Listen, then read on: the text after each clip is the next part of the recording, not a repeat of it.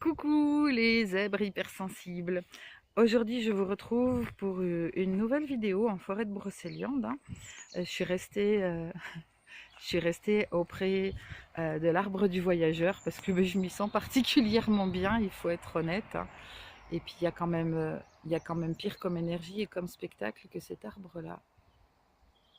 Voilà. Donc là, c'est extrêmement paisible, même si je suis pas très loin de la route, et c'est quand même drôlement agréable. Petit panorama de la belle forêt dans laquelle je me suis installée. Enfin installée, façon de parler, pour vous tourner les vidéos en tout cas. Voilà. Aujourd'hui, en fait, j'aimerais vous parler des amis du zèbre. Parce que même les zèbres ont le droit ont le droit d'avoir des amis.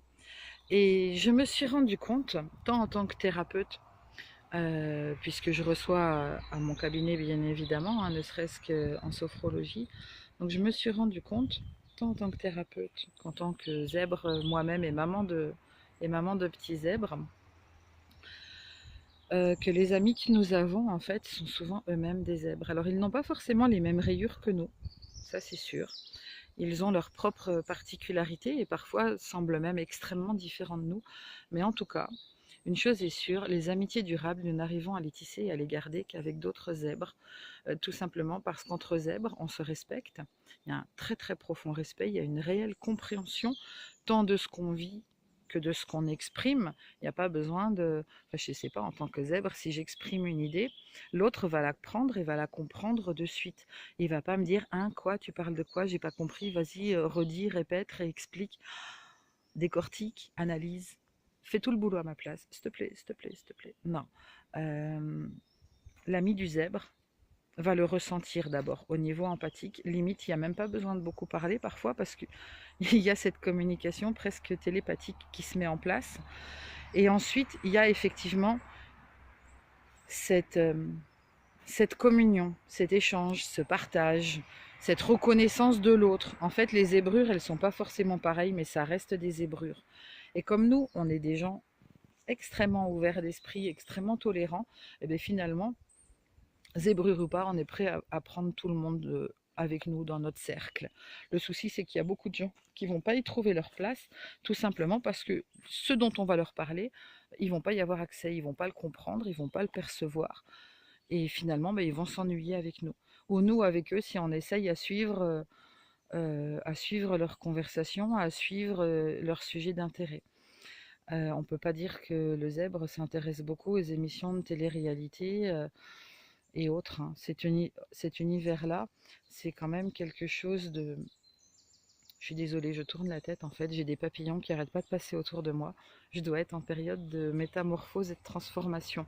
Mais il y a beaucoup de sujets en fait dans cet univers-là qui ne nous interpellent pas. D'ailleurs, on a parfois l'impression que ce monde-là n'est pas fait pour nous, qu'on n'y a pas notre place, qu'on vient d'ailleurs.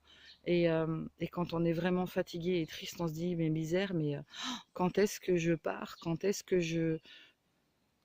je peux enfin ouvrir mes ailes et aller là où est ma place, là où je serai acceptée pour qui je suis, reconnue pour qui je suis, et où je pourrai finalement déployer tout mon potentiel et, euh, et être moi-même avec des gens qui ont les mêmes ressentis que moi, qui sont comme moi, qui sont prêts à travailler avec moi, à vivre avec moi, à m'aimer tel que je suis. Ça, c'est quand même quelque chose de primordial. Il n'y a pas d'autre mot. On a tous besoin, à un moment donné, de trouver cet équilibre-là.